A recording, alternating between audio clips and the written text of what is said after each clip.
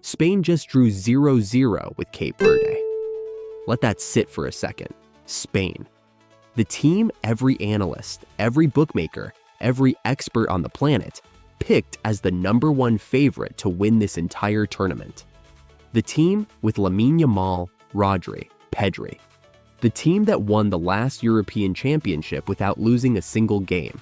The team installed at 5-1 odds to lift the trophy in New York on July 19th, 0-0, against a country with a population smaller than Dallas.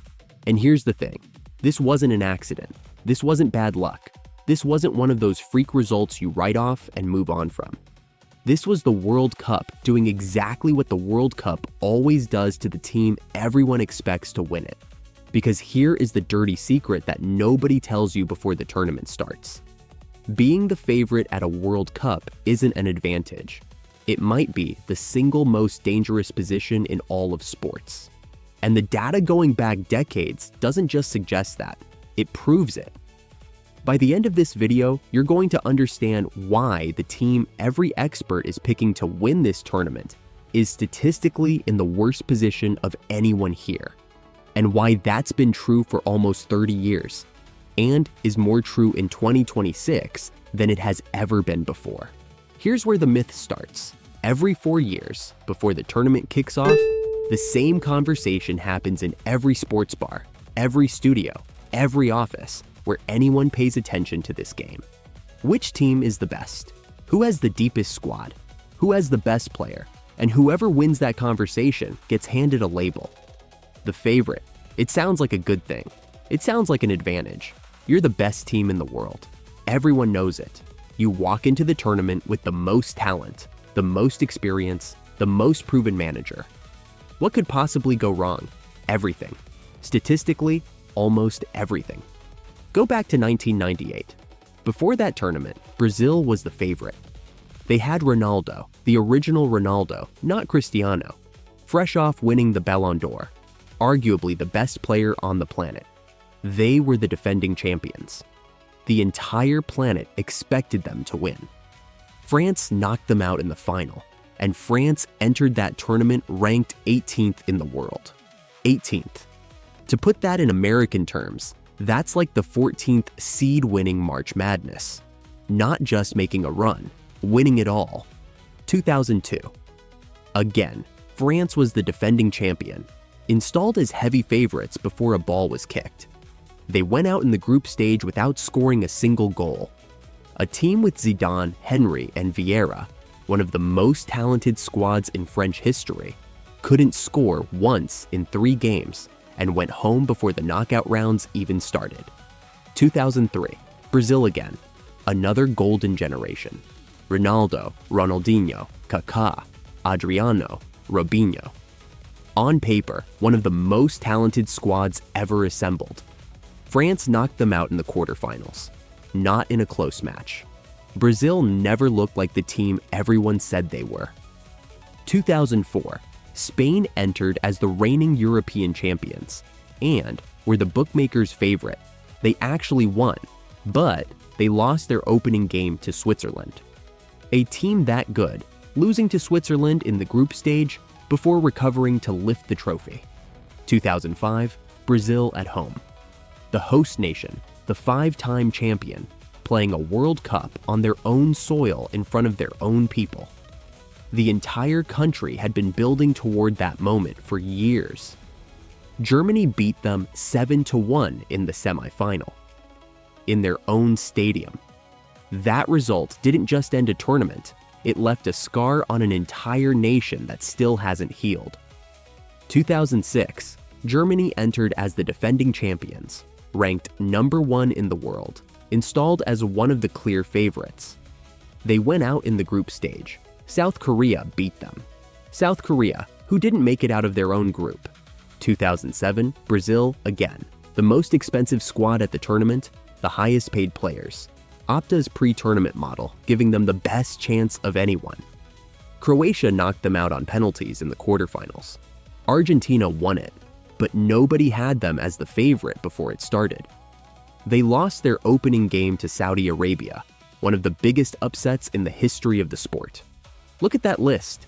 1998, 2002, 2006, 2010, 2014, 2018, 2022, 7 tournaments.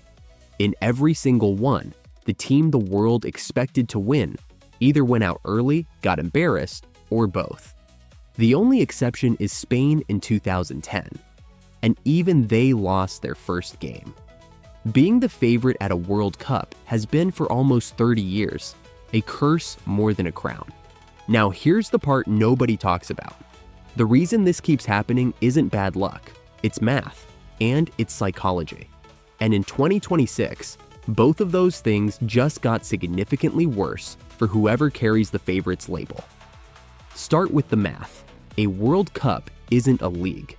In a leg, the best team wins almost every time. Give the best team 38 games, and their quality shows. The gap between first and fifth in the Premier League is enormous by the end of the season because talent compounds over time. Small advantages become big margins. A World Cup is the opposite. 7 games, maybe 90 minutes of football stands between you and elimination. One bad half. One moment where your goalkeeper makes a mistake he makes once every 50 games. One penalty shootout where your best player, who scores from the spot 90% of the time in training, hits the post. In a sample size of 7 games, luck matters as much as quality. And every team at this tournament knows that, which means the teams with nothing to lose play completely differently against the favorites than they would in any other format. When Cape Verde plays Spain in a league, they defend. They protect. They try not to get embarrassed. They know Spain is better, and they play accordingly. When Cape Verde plays Spain at a World Cup, everything is different. This might be the only time in their history they face a team like this on this stage. Their players have nothing to lose and everything to gain. The coaches spend weeks specifically designing a plan to frustrate Spain, to disrupt their rhythm, to neutralize the things that make them dangerous. Every single player on that Cape Verde squad is playing the game of their life, because it might be. The crowd, the occasion, the pressure on Spain to perform, all of it works against the favorite. Think about how that preparation works in practice. When a coach like Cape Verde's sits down a week before facing Spain, he isn't watching Spain highlights looking for the moments they're brilliant. He's watching their losses, their draws, the moments they looked uncomfortable. He's building a 45-page document on exactly which spaces Spain leaves exposed when Yamal drifts inside, exactly which angles break down when their press gets bypassed in the first 20 meters, exactly which delivery into the box makes their center backs uncomfortable. Hours of work specifically designed to find the cracks in the team the world says has no cracks. That preparation doesn't happen in a league. Smaller teams don't have the resources or the time. But for a World Cup group game against the #1 favorite, every staff member on that underdog coaching team has been living inside Spain's weaknesses for 3 weeks before a ball is kicked. And the psychology runs even deeper than that. When you're the favorite, you don't just have to win, you have to win convincingly. A scrappy 1-0 that your team grinds out, which any elite club would take without a second thought on a Tuesday night in a league game, suddenly becomes a headline, suddenly becomes a talking point, suddenly becomes a sign that something is wrong. The pressure to look the part is constant, and it changes how players make decisions in the moments that matter most. But here's the part that makes 2026 different from every World Cup that came before it. FIFA expanded this tournament to 48 teams. More countries, more games, more drama. That's the official story. And it's true. But the expansion did something else. Something FIFA didn't advertise in the press release. It added an entirely new round of knockout football. In previous tournaments, the group stage finished and then the round of 16 began. 32 teams, immediate knockout. The favorites got their path to the final and, while it was never easy, there was at least a structure to it. Win your group, get a manageable opponent in the round of 16, build momentum. Not anymore. This year, there's a round of 32, a brand new phase that has never existed before in the history of this tournament. The top 2 teams from each of the 12 groups advance automatically. But then, there are 8 spots left for the best third-place finishers. And then, all 32 of those teams play a knockout round before the round of 16 even starts. Think about what that means for the favorites. It means 1 extra game in the knockout stages. 1 extra 90 minutes where a single mistake ends everything. 1 extra match where a team with nothing to lose can execute a perfect game plan against a team with the weight of expectations pressing down on every decision. The round of 32 was designed to give smaller nations more chances. And it does that. But it also gives every underdog 1 more shot at the team the world is watching. Spain found that out against Cape Verde today. Not in the knockout rounds yet, but that result sends a message to every team in this tournament. The favorite can be stopped. The favorite can be frustrated. The favorite can be held to nothing for 90 minutes in front of a global audience. And when the knockout rounds actually start, and the margin for error drops to 0, the math gets even colder. Here's the question nobody asks when they're debating who the favorite is. What does it actually feel like to be the best team at a World Cup? Because here's what the data never captures. The players on the favorite know the expectation. They've read the articles. They've seen the odds. Every press conference in the week before a knockout game, someone asks the coach some version of the same question. As the better team, how do you handle the pressure of being expected to win and the players on the other side of that matchup? They're reading the same articles. They're seeing the same odds. They know they're not supposed to be there. That knowledge does something strange. It removes fear. When Morocco played Portugal in the quarterfinals of the 2022 World Cup, no one in the world expected Morocco to win. No analyst, no bookmaker, no former player in any studio anywhere. Morocco were free. Portugal were carrying everything. Morocco won 1-0. When South Korea played Germany in 2018, nobody on earth gave them a chance. Germany had won 4 years earlier. They had the roster, the history, the pedigree. South Korea had a 2-0 victory and sent the defending world champions home before the knockout rounds. There's a concept in sports psychology called choking under pressure, and the research on it is specific. Choking doesn't happen when the stakes are low. It happens when the stakes are high and you're the person expected to succeed. The pressure of expectation forces you to think consciously about things you normally do automatically. A penalty taker who has scored hundreds of penalties in his career, suddenly thinking about his run-up, his plant foot, the angle of his ankle, not because anything changed, but because the weight of what this penalty means broke his automatic process. The favorites players don't choke because they aren't good enough. They choke because the tournament environment puts them under a specific kind of pressure that their club careers, for all their experience, almost never replicate. Club football has pressure. Champions League finals have pressure. But none of it has the weight of an entire nation, an entire cultural identity, 4 years of build-up, and a hostile underdog playing like they have nothing left to lose, all in the same 90 minutes. This is the hidden cost of being the favorite. Your opponents are liberated by their underdog status. They play with a freedom that comes specifically from not being expected to win. And your players carry a weight that comes specifically from being expected to. Every mistake is amplified. Every close call gets dissected.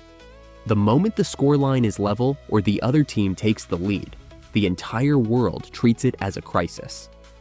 Now look at Spain's situation after today. They didn't lose. But 0-0 against Cape Verde does exactly what a result like that does to a favorite. It plants a seed. In the locker room, in the press, in the heads of the players who now have to go out and perform in their next match, knowing that dominant Spain just spent 90 minutes being held by a team ranked 60 places below them. That's the dirty secret. The pressure doesn't come from opponents. It comes from the label itself. And once you're carrying it, you can never quite put it down. So where does that leave us? Spain is still the favorite. France is right behind them. Brazil, Argentina, the same names that have carried this label into tournament after tournament, and, with one exception in the last 7 editions, found a way to have it end in disappointment. And this year, the tournament is harder than it's ever been. More teams, more games, more rounds in the knockout stage. More chances for the team everyone is ignoring to line up against the team everyone is watching and execute 90 perfect minutes. Here's the thing about the World Cup that makes it different from every other competition on the planet. In the NFL, the team with the best record usually wins the Super Bowl. In the NBA, the team with the best player usually wins the finals. Over a long enough sample size, quality wins. But the World Cup doesn't give you a long enough sample size. It never has. That's not a flaw. That's the whole point.